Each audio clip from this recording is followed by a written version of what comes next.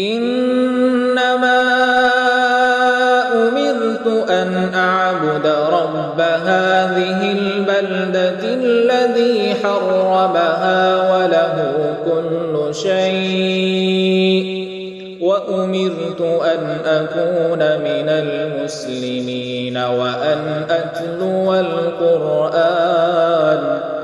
فمن اهتدى فإنما يهتدي لنفسه ومن ضل فقل إنما أنا من المنذرين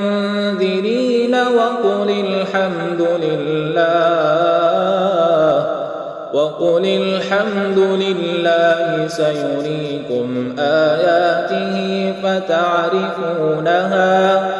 وما ربك بغافل عما تعملون.